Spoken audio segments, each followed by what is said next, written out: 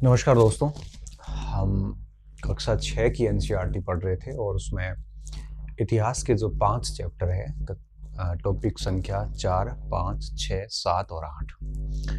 आज हम आखिरी टॉपिक पे हैं और इससे पहले चौथा, पांचवा, छठा और सातवां चारों टॉपिक हमने अपलोड कर लिए हैं और आज लास्ट टॉपिक पे हैं। इसके बाद हम हमारा अतीत जो है एनसीईआरटी में जो अब तक चल रहा था वो पढ़ना शुरू करेंगे। इसके बाद से अगली क्लास को हम परसों लेंगे, कल ऑफ रहेगा। नई किताब है तो एक दिन मेरे को भी टाइम चाहिए, ठीक है। 8वां टॉपिक है विविधता में एकता, यूनिटी इन डाइवर्सिटी, या एक या अनेक, एक में अनेक। ये एक या अनेक की जगह एक में अनेक शब्द जो है वो रहेगा। यहाँ पे थोड़ा सा लिखने में शायद एरर रही है इन्होंने। तो विविधता में एकता या एक में अनेक, ये पाठ क्या कहना चाह रहा है। विंसेंट स्मिथ का वो कथन मुझे याद भी आता है और इस किताब में भी लिखा हुआ है कि भारत के इतिहास में एक अचंभित करने वाली विविधता है, मतलब एक शॉक्ड कर देती है, इतनी सारी डाइवर्सिटी है।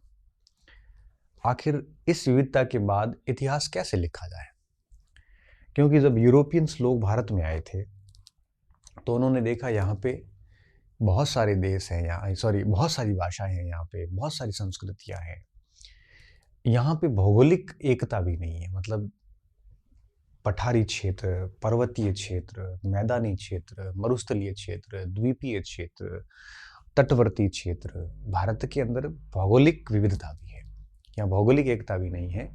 भूगोल भी भारत का विविध है, हर प्रकार की आपके रिलीफ कह सकते हो आप, हर प्रकार के लैंड फॉर्म्स जो है वो भारत में मिलते हैं। भारत के अंदर केवल सांस्कृतिक, भाषाई, खान पान, वेशभूषा और लोक व्यवहार, जातियां, सब प्रकार की विविधता है, साथ में भौगोलिक विविधता भी है। तो जब यूरोपियंस लोग यहाँ पे आए तो उनको लिए ये बड़ा आश्चर्यजनक था कि किसी देश में इतनी विविधता कैसे हो सकती है। कि मतलब उनके लिए तो क्या था, जैसे इंग्लैंड में इंग्लिश लोग रहते थे, फ्रांस में फ्रांसीस रहते थे, पोलैंड में पॉलिश रहते थे, वहां पे इतनी विविधता है नहीं और वहां पे एक ही है सारा कुछ, इसलिए वहां पे नेशन शब्द बना था।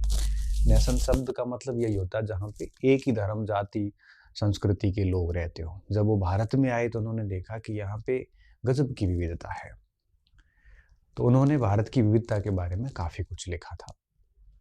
लॉर्ड लिटन के काल में तो एक कमेटी बिठाई गई थी ये पता करने के लिए कि भारत को क्या माने, महाद्वीप माने कि क्या माने, देश माने, कैसे माने इसको।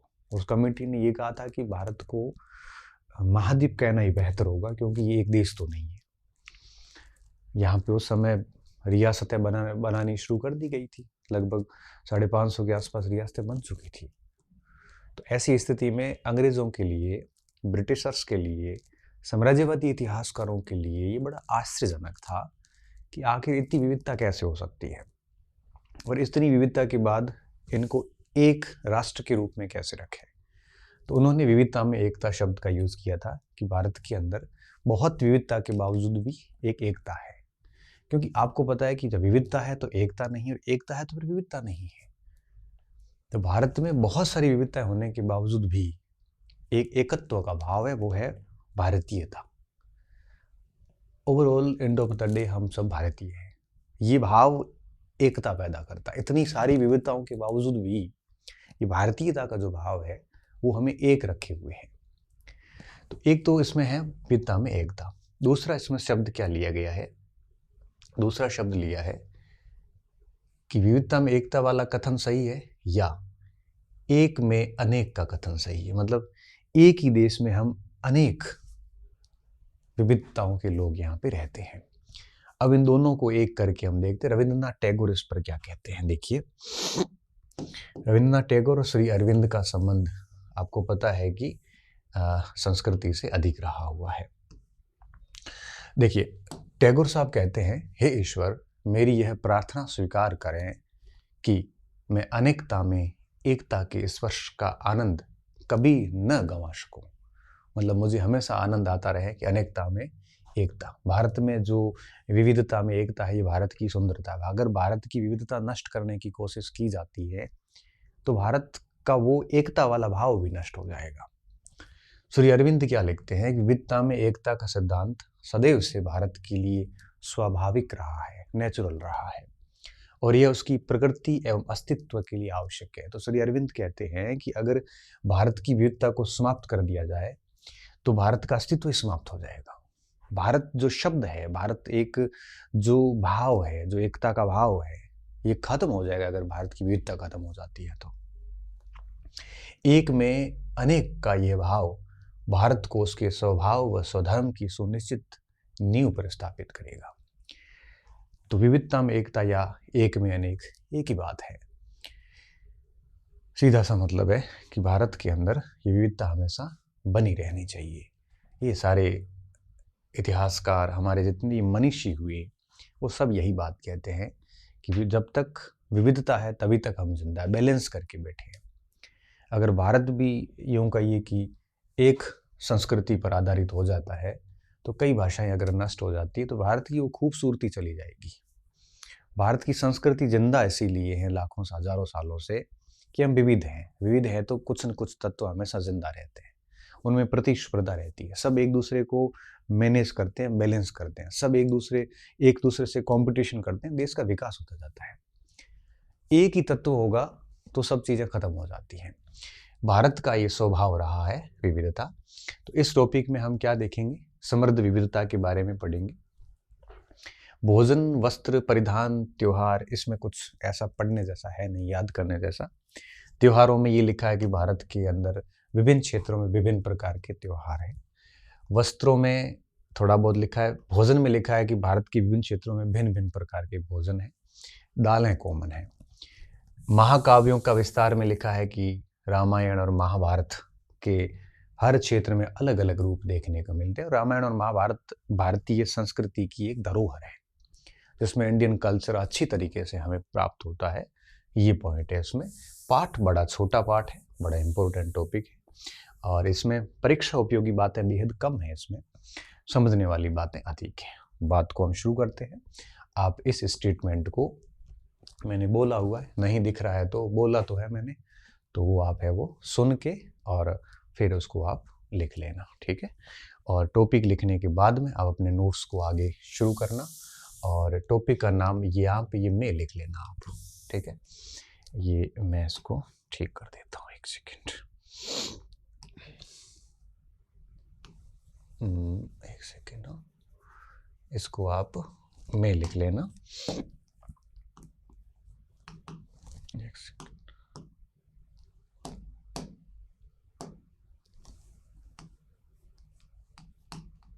ठीक है, ये सब लिख लेना इसमें। अब हम आते हैं मेन पॉइंट पे, समृद्ध विविधता, ठीक है, रिच डाइवर्सिटी। अब देखो रिच डाइवर्सिटी कैसे है भारत में, ये समझिए। अब बात को शुरू कर रहे हैं। देखिए, मैं आपको इसमें एक पॉइंट बताता हूँ कि भारत के अंदर विविधता समृद्ध है। आप देखोगे भारत के अंदर भौगोलिक विविधता मिलती है हमें, भारत में सामाजिक विविधता मिलती है, भारत में सांस्कृतिक विविधता मिलती है, भारत में खान पान, रहन सहन, पहनावा, सब प्रकार से विविधता मिलती है। इसलिए हम भारत की जो डाइवर्सिटी है उसको बड़ी रिच डाइवर्सिटी कहते हैं। और ऐसा संभवतः क्या कंफर्म है कि दुनिया के किसी भी देश में इस प्रकार की डाइवर्सिटी नहीं है। अब मैं आपको एक पॉइंट बताता हूँ। 1985 के अंदर, 1985 में anthropological survey of India, ASI जैसे बोलते हैं हम उसको, आर्कियोलॉजिकल सर्वे ऑफ इंडिया नहीं, एंथ्रोपोलॉजिकल सर्वे ऑफ इंडिया, उन्होंने एक सर्वे करवाया भारत के अंदर। सर्वे का नाम दिया people of the India, Bharat की जनता। पीपल ऑफ द इंडिया नाम क्यों दिया था? क्योंकि पीपल ऑफ द इंडिया एक 8 एडिशन की पुस्तक है जो 1868 से लेकर और 1875 के बीच में निकाली गई थी फोर्ब्स के द्वारा, और साथ में थे आपके विलियम की, जॉन फोर्ब्स थे और विलियम की थे। जॉन फोर्ब्स वॉटसन पूरा नाम था उनका। पीपल ऑफ द इंडिया नाम से एक एडिशन निकाला था जिसके 8 संस्करण आए थे। उसी की याद में इन सर्वे का नाम भी पीपल ऑफ द इंडिया दिया था। इस सर्वे ने पूरी स्टडी करी भारत की, जिसमें 4635 कम्युनिटीज है भारत में, ऐसा उन्होंने बताया। 4635 कम्युनिटी, पूरे यूरोप में नहीं होगी इतनी। 4635 कम्युनिटी भारत में। उन्होंने कहा कि यहाँ पर 25 लिपियों में लिखा जाता है, स्क्रिप्ट 25 स्क्रिप्ट। और उन्होंने यहाँ पे कई भाषाएं बताई और पूरा एक डिटेल से सर्वे आया था वो। सॉरी।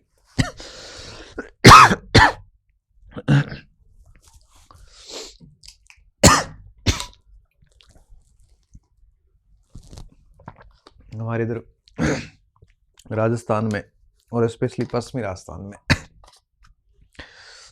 मारवाड़ में जब कोई इस तरह से होता है तो कहते हैं कोई याद कर रहा है ऐसे। मुझे तो याद बहुत लोग करते हैं, स्टूडेंट भी करते हैं, कई बड़े गुरु भी करते हैं, कई बड़े लोग भी करते हैं, मुझे याद करते रहते हैं। और मैं इन सब की बदौलत ही हूँ जो भी हूँ, तो शायद और किसी ने याद कर लिया होगा। हाँ, तो मैं सर्वे की बात कर रहा था। पीपल ऑफ इंडिया सर्वे चलाया था जिसमें भारत की विविधता के बारे में काफ़ी डिटेल से जानकारी दी गई थी। और सर्वे के बाद है वो 1985 का सर्वे था। तो इस सर्वे के बारे में एनसीईआरटी ने लिखा है, कक्षा 6 में लिखा है। वो सर्वे भारत की विविधता का एक अच्छा खासा दस्तावेज है, दर्शाता है वो। ये थोड़ी डेफिनेशन लिख लेते हैं, उसके बाद हम आगे बढ़ते हैं, ठीक है।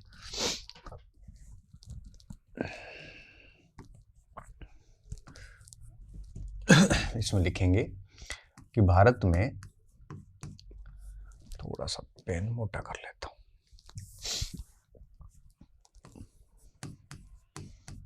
भारत में भौगोलिक, सामाजिक,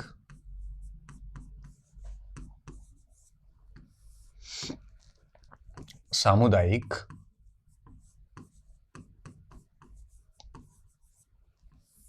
सांस्कृतिक,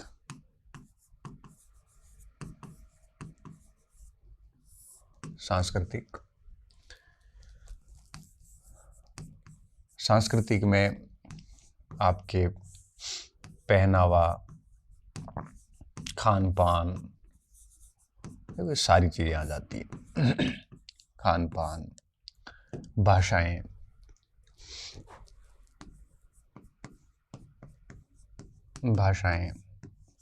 ये सब आ जाता है। सांस्कृतिक तथा विविध प्रकार की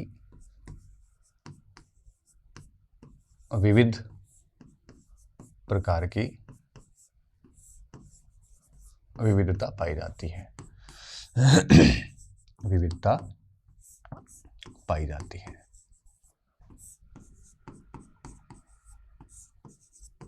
ठीक है। तो भारत में कई प्रकार की विविधताएं हैं वो देखने को मिलती है, और इन्हीं विविधताओं के कारण हम भारत की जो डाइवर्सिटी है उसको एक प्रकार से रिच डाइवर्सिटी कहते हैं। इस विविधता पे आप एक स्टेटमेंट जो विंसेंट स्मिथ का आता है, जिसमें स्मिथ क्या लिखते हैं कि भारत की विविधता अचंभित कर देने वाली है, ऐसे में इसका इतिहास कैसे लिखा जाए। क्योंकि विंसेंट स्मिथ ने भारत के इतिहास पर काफ़ी काम किया था, वो हम आगे उसको डिटेल में पढ़ते भी हैं। इतिहास दर्शन में मैंने पूरा आपको विंसेंट स्मिथ, जे.एस. मिल, साम्राज्यवादी स्कूल जितनी भी है पूरी पढ़ाई थी प्रोफेसर बैच में, आपको याद हो किसी ने पढ़ी हो तो। यहाँ वो काम की नहीं है। क्या बोला इन्होंने कि भारत की विविधता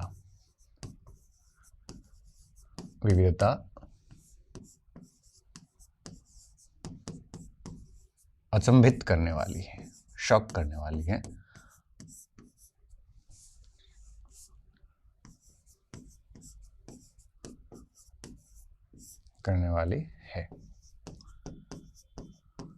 ऐसे में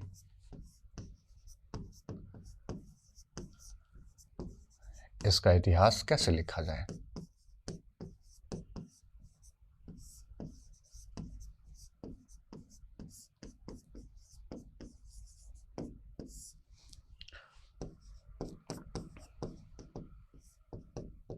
ये विंसेंट स्मिथ का है, ठीक है। विंसेंट स्मिथ का कथन है ये, ध्यान रखना आप इसका थोड़ा सा, ठीक है। इस विविधता के परीक्षण के लिए भारत के लोग, पीपल ऑफ इंडिया सर्वे करवाया गया था। ये सर्वे 1985 में हुआ था। आप पूछोगे किसने करवाया, तो ये एंथ्रोपोलॉजिकल सर्वे ऑफ इंडिया, जिसे हम ASI बोलते हैं, उसके द्वारा करवाया गया था। और उस सर्वे में 4635 समुदायों की बात की गई थी, 25 लिपियों की बात की गई थी, कई भाषाओं की बात की गई थी। भारत की विविधता की समृद्धता के बारे में सर्वे में बताया गया था। सर्वे का नाम पीपल ऑफ इंडिया क्यों पड़ा था, क्योंकि आपके जो जॉन फोक्स वॉटसन और विलियम की ने 1868 से 75 के बीच में 8 एडिशन निकाले थे पीपल ऑफ इंडिया नाम से, उसी की तर्ज पर इसका नाम दिया गया था, क्योंकि उसमें भी भारत की विविधता के बारे में बात की गई थी, ठीक है। तो इसको आगे बढ़ाते हैं। भारत की सांस्कृतिक समृद्धि या भारत की विविधता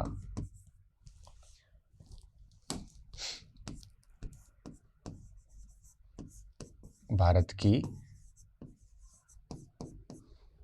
विविधता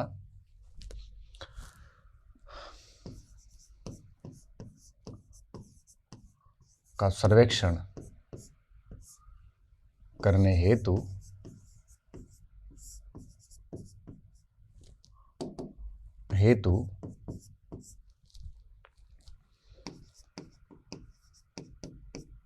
anthropological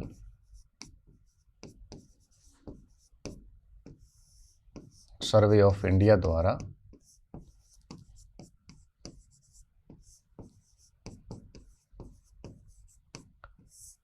anthropological survey of India द्वारा वर्ष 1985 में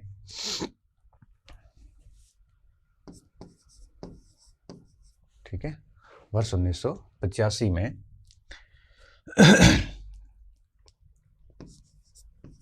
people of India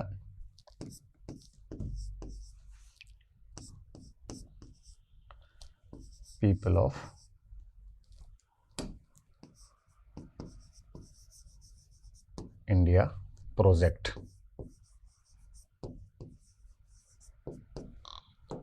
people of India project चलाया,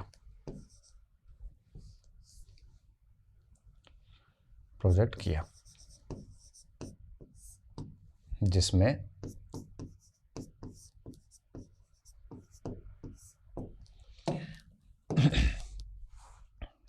इसमें क्या बताया, इसमें कहा कि भारत के अंदर तकरीबन 325 भाषाएं हैं, 25 लिपियां हैं, 4633 कम्युनिटी है।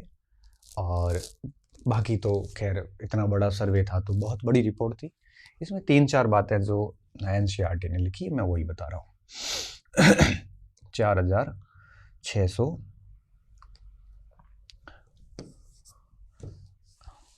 भारत में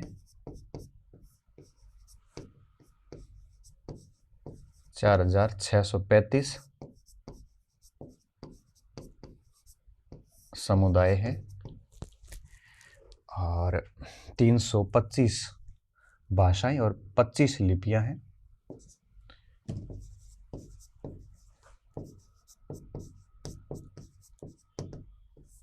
भाषाएं व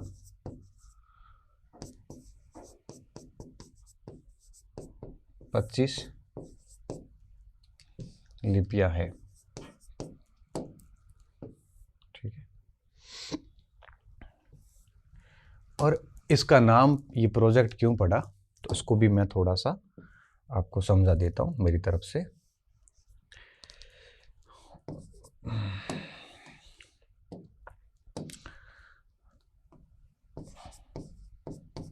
वर्ष 1868 से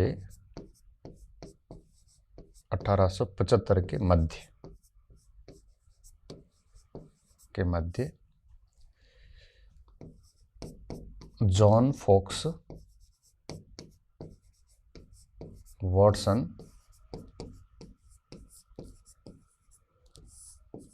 व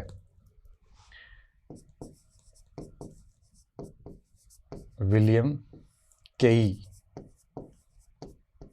ने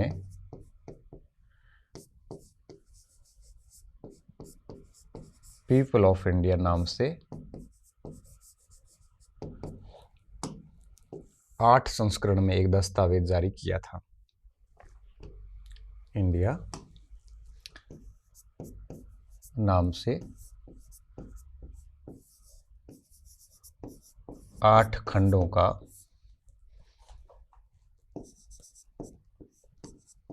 एक दस्तावेज जारी किया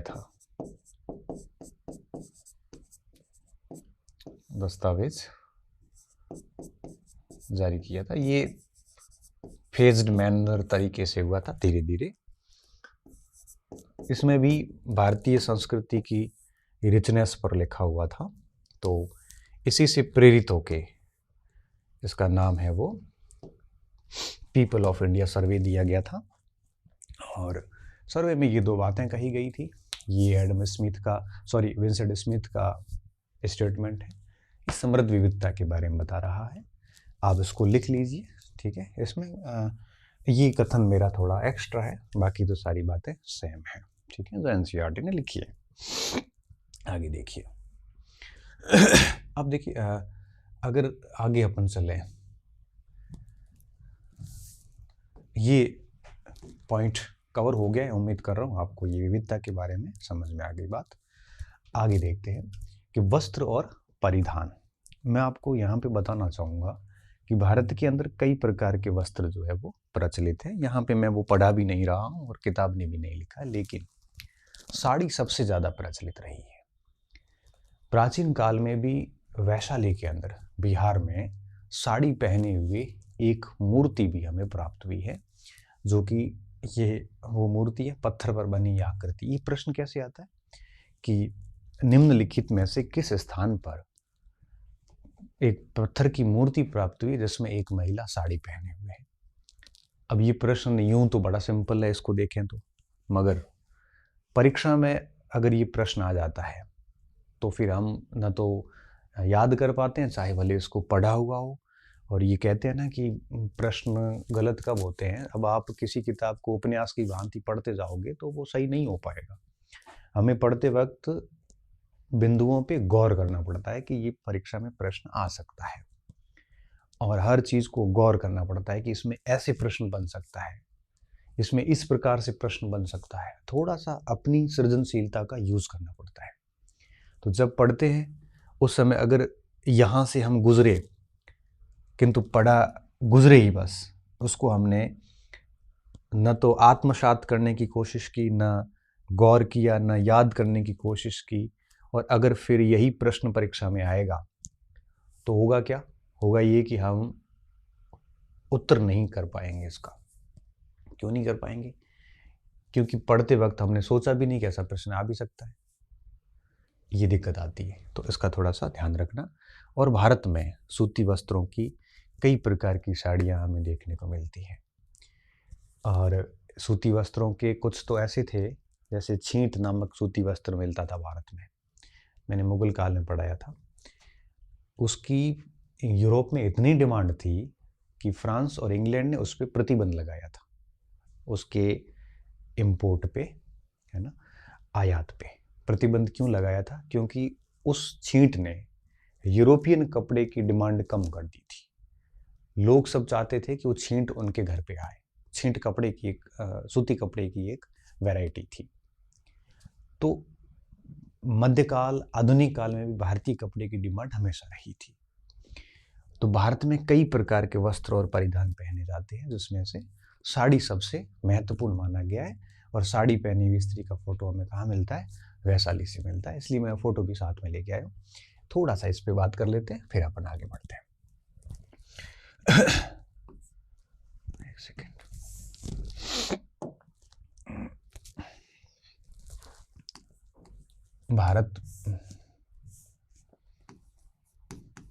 भारत भर में विविध प्रकार के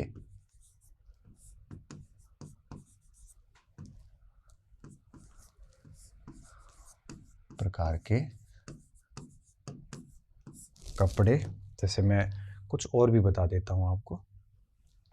ये जैसे है ना, ये कपड़े, अब देखो ये महिलाएं साड़ी का प्राय एक परिधान के अतिरिक्त अन्य प्रयोगों से भी करती हैं।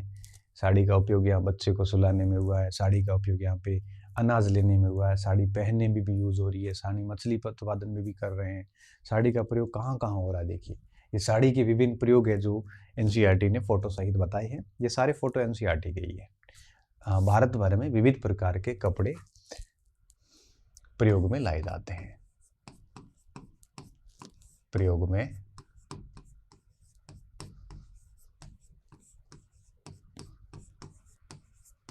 लाए जा रहे हैं, जिसमें साड़ी सर्वाधिक लोकप्रिय है, जो भारत के हर भाग में पहनी जाती है, जिसमें से साड़ी सर्वाधिक लोकप्रिय है।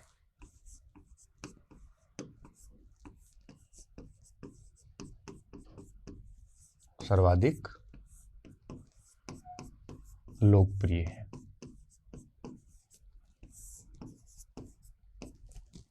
ठीक है, तो लोकप्रिय परिधान है साड़ी। अगर साड़ी की बात करें तो साड़ी के संबंध में कई फैक्ट निकल के बाहर आते हैं।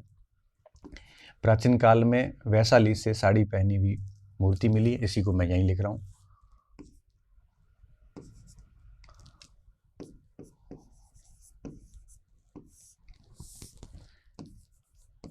प्राचीन काल में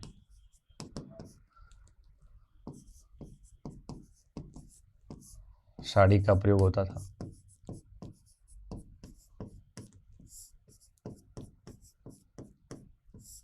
साड़ी का प्रयोग होता था वैशाली से साड़ी पहनी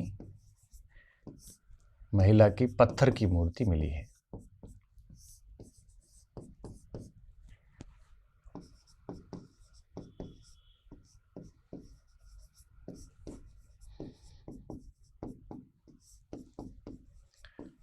तो ये स्वाभाविक सी बात है, ये इस बात का संकेत है कि साड़ी का प्रयोग व्यापक लेवल पे होता होगा। अब ये ज़रूरी नहीं है कि समाज के सभी वर्ग करते हो सकता है कि वो बड़े वर्ग के लिए यूज़ होती हो, मगर साड़ी का प्रयोग होता डेफिनेटली था। ठीक है, और रंगों का, इसमें रंगों का प्रयोग भी होता था। विभिन्न चटक रंग प्रयोग किए जाते थे।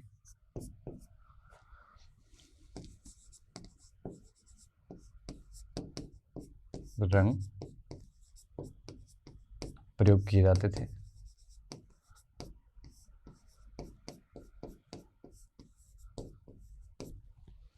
ठीक है, और विभिन्न भागों में कई प्रकार की साड़ियाँ हमें प्राप्त होती है। जैसे मैं अगर नाम लिखूं तो बनारसी, कांजीवरमन,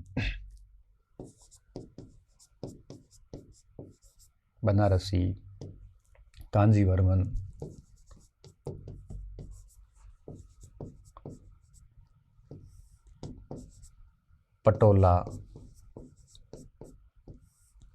ठीक है, मैसूर, और इसके साथ साथ और देखें तो बनारसी, कांजीवरम, पटनी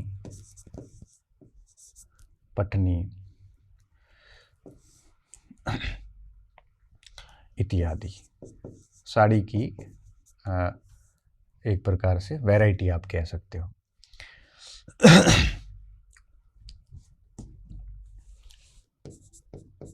प्रकार की प्रमुख साड़ियां थी।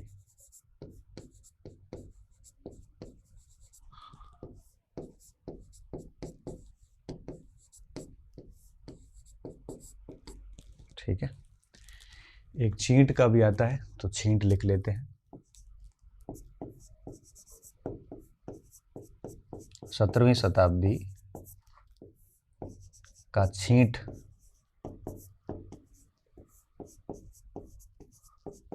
सूती था ये।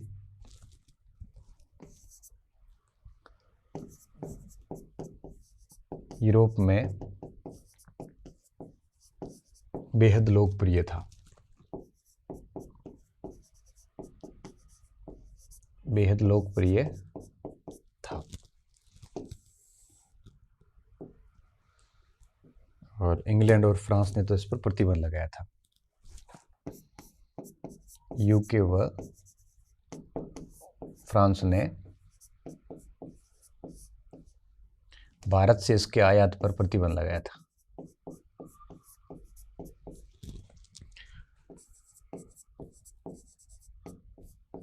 इसके आयात पर प्रतिबंध लगाया था।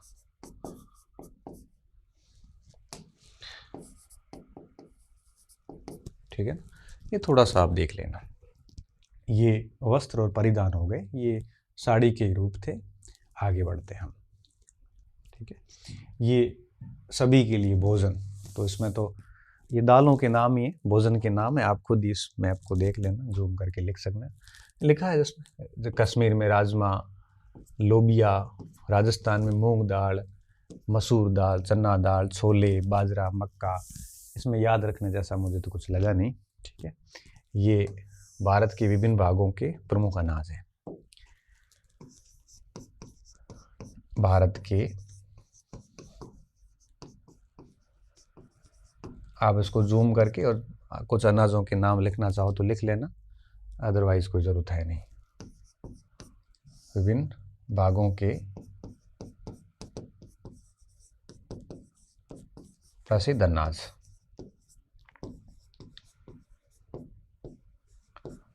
ठीक है, उसी तरह से ये त्योहार है, उत्तरायण, लोहड़ी, मकर संक्रांति, पोंगल, ये आप लिख लेना। ठीक है, जैसे जैसे मैं बताऊं, सिसुर ये जम्मू कश्मीर में, ठीक है, लोहड़ी पंजाब में,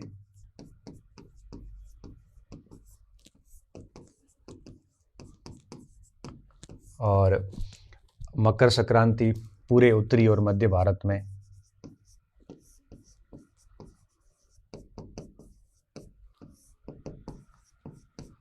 उत्तर व मध्य भारत।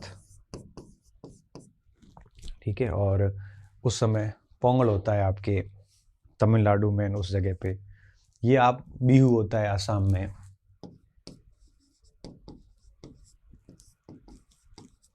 बिहू असम में। और अगर बिहू हो गया, पौष संक्रांति बंगाल उड़ीसा में, पेडुंगा आंध्र प्रदेश में। ठीक है, ये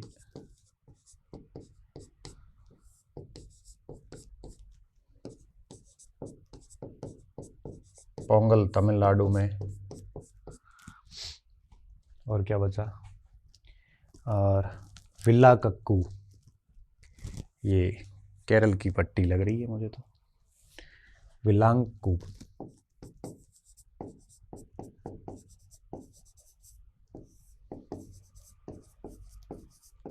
केरल में। और मकर संक्रांति तो खैर कई राज्यों में हो गई। माघ बिशु होगा, बिहू हो गया। पौष सौंग संक्रांति आपके उड़ीसा में आती है। तो ये कुछ राज्यों के नाम और उसके कुछ त्योहार है जिसको आप अपनी बुकलेट में लिख लेना। ठीक है, इसके बाद आता है आपके महाकाव्यों का विस्तार। महाकाव्यों में 2 महाकाव्य हमें अच्छी तरीके से याद है, एक है रामायण, दूसरा है महाभारत।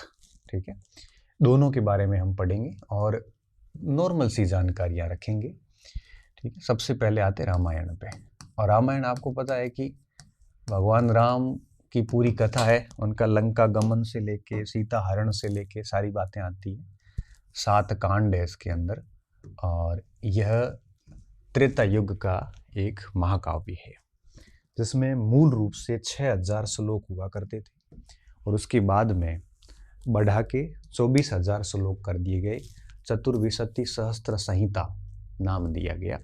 चतुर्विंशति सहस्त्री संहिता मतलब 24,000 श्लोकों की संहिता। मूल रूप से इसमें 6000 श्लोक ही थे। त्रेता युग का महाकाव्य है और महर्षि वाल्मीकि ने संस्कृत भाषा में इसको लिपिबद्ध किया था, जो माना जाता है कि गुप्त काल के आसपास पूर्ण रूप से लिपिबद्ध हुआ था ये। इसमें राम के जीवन की पूरी घटना है और इसके अंदर आपके टोटल 7 कांड है। इससे ज़्यादा हम यहाँ पे नहीं पढ़ेंगे, ठीक है। तो सारी बातें हो गई। देखो, पहली बात, त्रेता युग का महाकाव्य,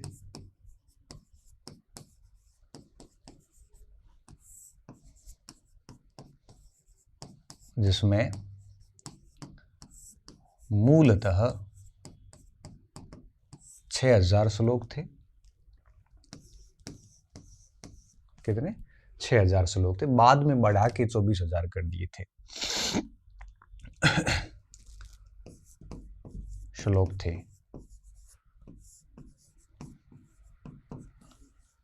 जिसे बाद में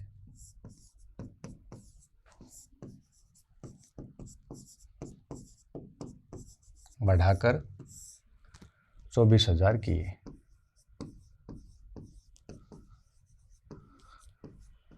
ठीक है। अब ये क्या, श्लोक, मूल श्लोक संख्या अलग होती थी और बाद में जो ऋषि मुनि आते थे तो कुछ श्लोक और अपनी तरफ से ऐड करते जाते थे। जैसे मैं महाभारत की बात बताऊं, महाभारत के अंदर मूलतः 8800 श्लोक थे और वही वेद व्यास जी ने लिखे थे। उसके बाद में उसमें 24,000 किए गए, जिसको शुक्राचार्य ने आगे संकलित किया। उसके अंदर कुछ अन्य छंद जोड़ के बाद में उसको और संकलित किया गया। तो जब शंकराचार्य ने संकलित किया तब जय भारत नाम था उसका, और पहले इसका नाम महाभारत तो सबसे लास्ट में पड़ा, जब उसमें 1,00,000 छंद ऐड हुए, टोटल 1,00,000 हुए ना, तब जाके शतसहस्त्री संहिता बनी और लोमहर्ष और उग्रसर्वा ने उसको संकलित किया था। तो स्टार्टिंग में जब संकलित हुए थे उस समय इसका नाम आपके जय भारत था, और उस समय इसमें श्लोक भी 8800 थे। उस समय श्लोक भी 1,00,000 श्लोक नहीं थे। महाभारत की मैं बात आगे में बताऊंगा आपको। 24,000 किए। इस कारण रामायण को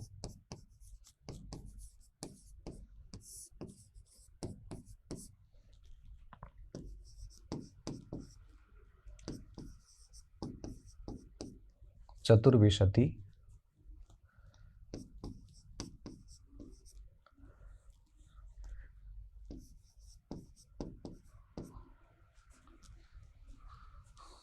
सहस्त्री संहिता कहा गया।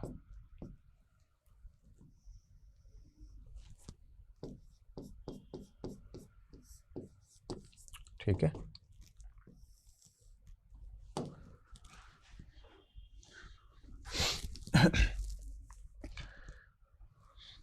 सहस्त्री संहिता ठीक नाम है।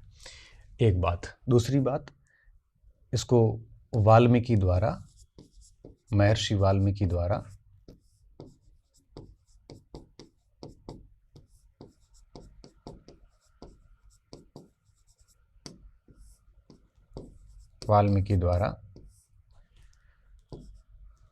संस्कृत भाषा में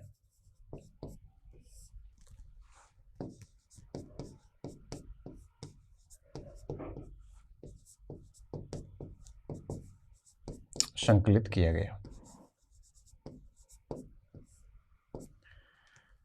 अंतिम रूप से गुप्त काल में संकलित हुए हैं।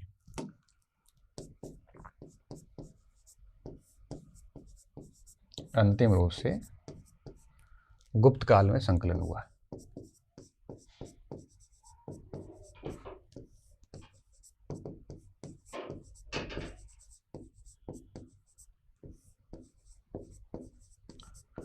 और इसमें कुल कितने 7 कांड है। ठीक है। कहानी आपको पता है और ना यहाँ पे हम ज़्यादा कहानी करेंगे आगे। इसमें 7 कांड है। ठीक है। ये कुछ बातें थी। अंतिम संकलन गुप्त काल में हुआ है और महर्षि वाल्मीकि द्वारा इसको संकलित किया गया त्रेता युग का महाकाव्य है। क्लियर? इसमें क्या है, ये रामायण के प्रमुख प्रसंगों को प्रदर्शित करता हुआ चित्र हिमाचल प्रदेश से प्राप्त हुआ था और इस महाकाव्य के अंदर भारतीय संस्कृति की रिचनेस को दर्शाया गया है। ठीक है, ऐसा कैसा, इसमें महाभारत का उल्लेख नहीं है, लेकिन महाभारत में रामायण का उल्लेख है। महाभारत में राम की कहानी का हमें प्राप्त होता है, पूरा उल्लेख प्राप्त होता है। आगे क्या है, ये है महाभारत का पंच पांडव, और ये तमिलनाडु के नीलगिरी के जंगलों में पंच पांडवों को दर्शाता नक्काशीदार पत्थर है और इरुला जनजाति द्वारा मंदिर में इस पत्थर के रूप में सुरक्षित रखा गया है, जो इस बात का स्मरण करता है कि पांडव इस क्षेत्र से गुजरे थे।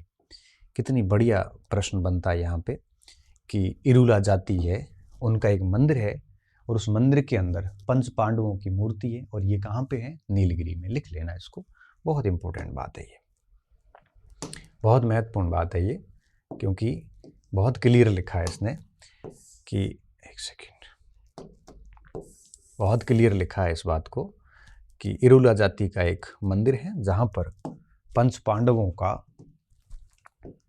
एक पत्थर का उकेरा गया चित्र है। ये नीलगिरी की पहाड़ियों में अवस्थित है। नोट करके डाल देना आप। थोड़ा सा महाभारत के बारे में मैं बता देता हूँ।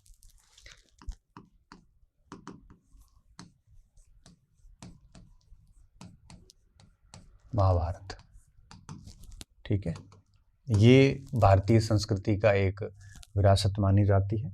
इसमें कुल 18 पर्व है और उसमें से शांति पर्व सबसे बड़ा है।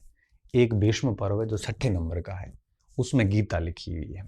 इसमें पूरी की पूरी आपके कौरवों और पांडवों का हस्तिनापुर को लेकर पूरा संघर्ष है जो उसमें लिखा है, और भगवान कृष्ण का भी उल्लेख आता है, अर्जुन की सारी कहानी आपको पता है। महाभारत के पूरे भारत में कई वर्जन हमें देखने को मिलते हैं। मूल रूप से इसका नाम जय था, फिर जय भारत था, फिर भारत था, फिर महाभारत पड़ा।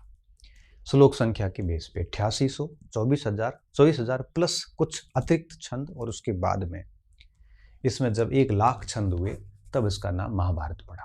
महाभारत का संकलन जो है लास्ट में जब 1,00,000 श्लोक होते हैं तब इसकी रचना की थी उग्रसर्वा और आपके जो महर्षि थे आपके लोमहर्ष और उनके पुत्र उग्रसर्वा ने की थी 1,00,000 श्लोक के ऊपर। वेदव्यास जी का संबंध था आरंभ के 8800 श्लोकों में, जब उसका नाम जय था। तो इसके 4 नाम मिलते हैं, इसकी रचना को हम 4 नाम देखते हैं। क्या हुआ वो पहले हम लिख लेते हैं कि इसमें हस्तिनापुर को लेकर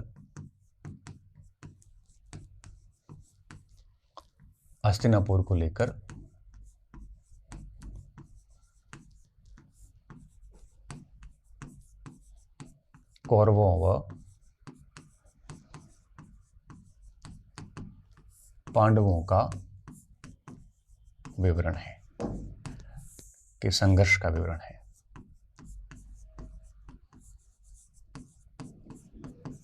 संघर्ष का विवरण है,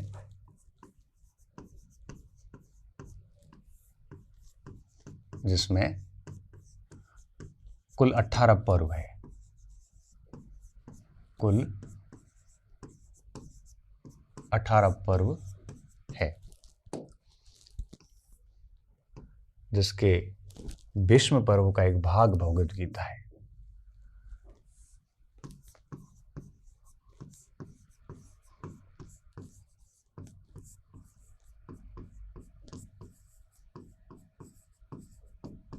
भगवद गीता है, जिसमें श्री कृष्ण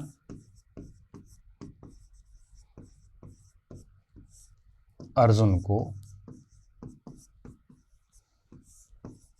शिक्षा देते हैं, और यही शिक्षा कहते हैं कि ये शिक्षा इसीलिए दी गई थी। बाकी कृष्ण को तो सब पता था, युद्ध के परिणाम भी पता थे, सारी चीजें पता थी, मगर कृष्ण जो संदेश भविष्य की पीढ़ी को देना चाहते थे, उस संदेश को देने का एक माध्यम था ये युद्ध, और ये संदेश इसमें है, को शिक्षा देते हैं। ठीक है, इसमें रामाख्यान भी है, मतलब राम की कहानी भी है, रामाख्यान भी लिखा है। तो राम की कहानी महाभारत में मिलती है, लेकिन रामायण में महाभारत का कोई उल्लेख नहीं मिलता। इसमें राम आख्यान भी है। ठीक है, दूसरा क्या था इसमें, बड़ा सिंपल सा पॉइंट है, इसके कई नाम रहे हैं, कई नाम व लेखक रहे हैं।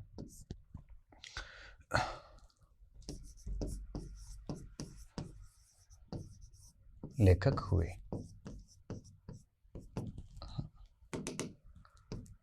अब इसको आप समझना, मैं एक बार फिर बता देता हूं। देखिए 4 नाम मिलते हैं इसके। क्या क्या नाम मिलते हैं? देखो, एक नाम मिलता है जय, एक नाम मिलता है जय भारत,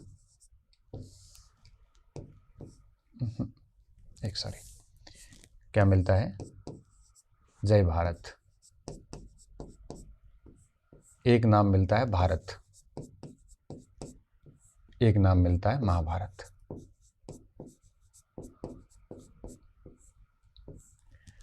इसके 4 नाम मिलते हैं। क्या? पहला नाम क्या मिलता है? जय। दूसरा नाम क्या मिलता है? जय भारत। तीसरा नाम मिलता है भारत, और चौथा नाम मिलता है महाभारत। जब इसमें 8800 श्लोक थे तब उसको जय कहा गया, 24,000 थे तब जय भारत कहा गया, 24,000 प्लस कुछ अतिरिक्त छंद तब इसका नाम भारत पड़ा, और जब इसमें 1,00,000 छंद हुए, ये ऋषि मुनि बढ़ाते गए आगे से आगे, तब इसका नाम महाभारत पड़ा है। ठीक है, तो देखिए जय में कितने छंद थे? 8800।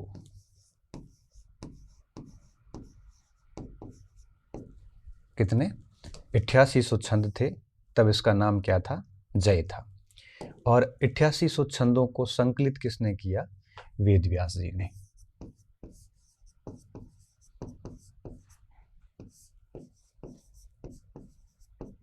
द्वारा संकलन। ठीक है, ये बात आपको समझ में आ गई होगी। तो जब वेद व्यास जी ने संकलन किया था, उस समय इसमें 1,00,000 छंद नहीं थे, बल्कि कितने थे? मात्र 8800 छंद थे। फिर 8800 बढ़ के 24,000 हुए, तब इसका नाम जय भारत पड़ा, और ये किया शुक्राचार्य ने संकलन। ठीक है, मैं लिखता हूं 8800 की जगह कितने? 24,000।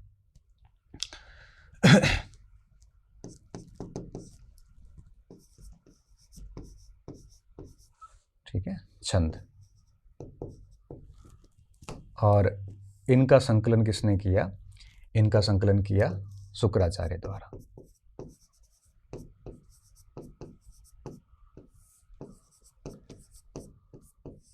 ठीक है, ये शुक्राचार्य ने संकलन किया। फिर 24,000 छंद प्लस कुछ अतिरिक्त छंद जुड़े, तब वो भारत बना, और वैशंपायन ऋषि ने संकलन किया था। भारत का संकलन किसने किया? वैशंपायन।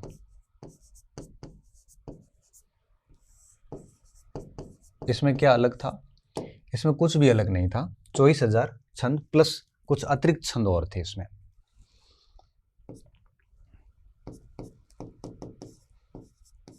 चौबीस हजार प्लस अदर कुछ और छंद थे। फिर चौथे नंबर पे आते हैं 1,00,000 छंद। कितने? 1,00,000 छंद, जैसे शत सहस्त्री संहिता कहते हैं हम। क्या कहते हैं? शत सहस्त्री संहिता। तो महाभारत को क्या कहा जाता है? शत सहस्त्री संहिता कहते हैं, जिसमें 1,00,000 छंद थे। और थोड़ा मैं डिटेल में चला गया हूँ, मगर मैं बताना चाह रहा था आपको। और इसको ऋषि लोमहर्ष और उनके पुत्र उग्रसर्वा द्वारा किया गया था। ये वही व्यक्ति है जिन्होंने पुराणों का संकलन किया था। क्लियर? तो महाभारत जो है, आज आप जो महाभारत देखते हो, वो लोमहर्ष सुरगुर सुरवा का संकलित है, जिसमें 1,00,000 छंद है। मूल महाभारत जो था, जिसमें 8800 छंद थे, उसका नाम भी जय था, महाभारत नहीं था। वो वेद व्यास जी द्वारा संकलित था। ठीक है, ये महाभारत की कुछ बातें थी। पढ़ना चाहते हैं तो बड़ा डिटेल से हम पढ़ सकते हैं इसको, लेकिन कक्षा 6ठी की मेरी सीमाएं जो है वो इतनी हैं, इससे अधिक हम बता नहीं सकते। इसमें एक इसमें किताब और आई है, वो है आपके पंचतंत्र। आप इसको लिख लीजिए, आगे बढ़ते हैं हम। पंचतंत्र के बारे में भी इसमें लिखा हुआ है। देखिए, पंचतंत्र विष्णु शर्मा का ग्रंथ है और अमर कीर्ति के पुत्रों को शिक्षा देने के लिए, उन्होंने नैतिक और राजनीतिक शिक्षा देने के लिए जंगल की कहानियां सुना सुना के उन्होंने लिखा था। ये ग्रंथ गुप्त काल में रचा माना जाता है। आज से 2200 साल पहले का ग्रंथ है और लगभग 50 से अधिक भाषाओं में अनुवाद हो चुका है इसका। ये ग्रंथ 5 भागों में बंटा हुआ है, जिसमें कई सारे हैं आपके मित्र भेद, मित्र लाभ, संधि विग्रह और अप्रतीक्षित, और एक आपके उसमें था अप्रतीक्षित हो गया, संधि विग्रह हो गया, मित्र भेद हो गया, मित्र लाभ हो गया, और इसमें एक भाग और भी है, आप अप्रतीक्षित हो गया, संधि विग्रह हो गया, मित्र भेद, मित्र लाभ, हाँ एक था लब्ध प्रतिहरम। ठीक है, लब्ध प्रतिहरम। ऐसे 5 भाग है पंचतंत्र के अंदर, और संस्कृत भाषा का ये ग्रंथ है और उसमें बहुत सारी सांस्कृतिक विविधताएं भारत की लिखी हुई है। श्रीलंका के शासक थे अमर कीर्ति, और उनके पुत्रों को उसने, विष्णु शर्मा ने राजनीतिक और नैतिक शिक्षा दी थी। वही बातें इसमें पंचतंत्र में लिखी हुई हैं, संस्कृत भाषा में लिखी थी, और इसमें 5 भाग हैं। और आज की तारीख में सबसे अधिक अनुदित पुस्तकों की सूची में ये आती है। ठीक है, तो इसको थोड़ा सा लिखते हैं, फिर ये टॉपिक आज का हमारा पूरा हो जाएगा।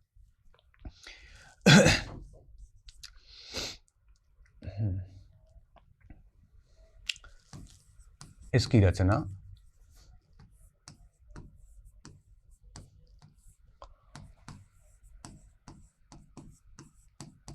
विष्णु शर्मा ने, किसने? विष्णु शर्मा ने की थी, जो कि लगभग 22 वर्ष पुराना ग्रंथ है। ये एनसीईआरटी का फैक्ट है, वर्ष पुराना ग्रंथ है, जिसे गुप्त काल में लिखा गया था।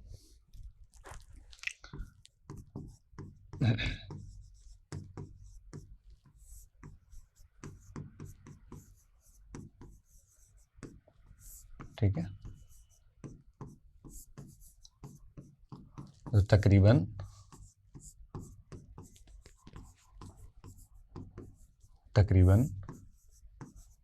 50 भाषाओं में अनुदित हो चुका है, किया जा चुका है।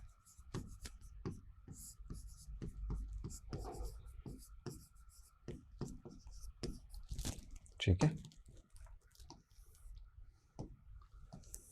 ये बातें थी एनसीईआरटी की। एनसीईआरटी में एक बात और भी है, इसमें अमर कीर्ति के पुत्रों को राजनीतिक और नैतिक शिक्षा देने हेतु मनोरंजक कथाओं का सहारा लिया गया है। इसमें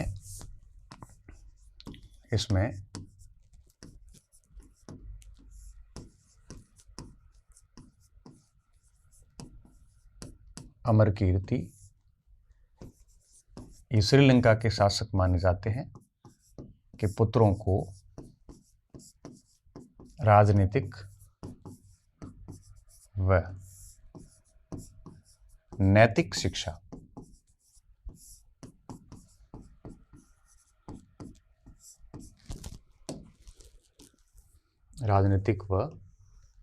शिक्षा देने के लिए, देने हेतु जीव जंतुओं की कहानियां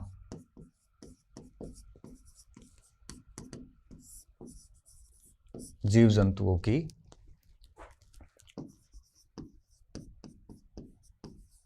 कहानियों को मनोरंजक तरीके से प्रस्तुत किया है।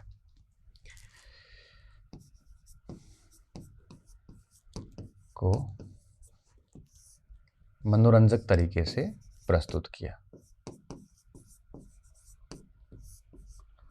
तो ये अब क्या कर रहा हूं मैं यहाँ पे, छठी कक्षा को कैसे सेट किया देखो।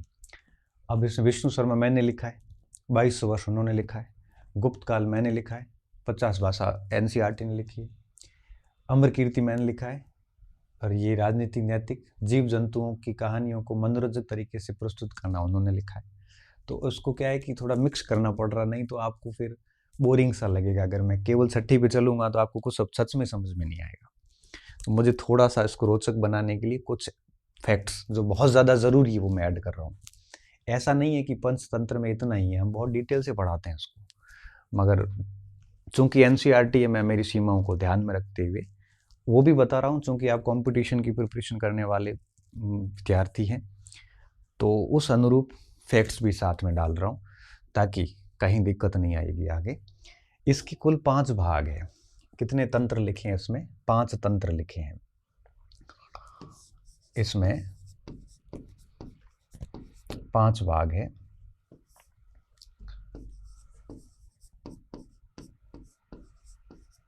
ठीक है, कौन से हैं देखिए। इसमें पहला है मित्र भेद,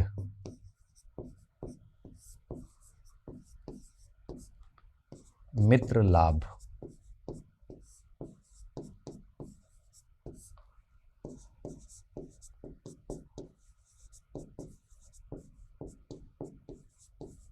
संधि विग्रह,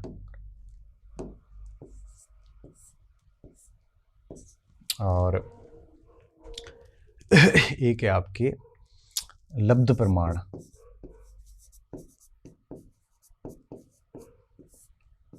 और एक है आपके अपरीक्षित, अपरीक्षित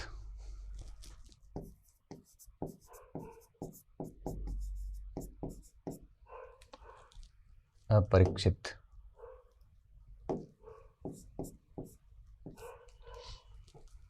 शरण। ठीक है, तो ये इसके 5 भाग है, अपरीक्षित शरण। और ये 5 भागों को थोड़ा देख लेना एक बार आप भले। इसको काबुल कीयम भी कहते हैं।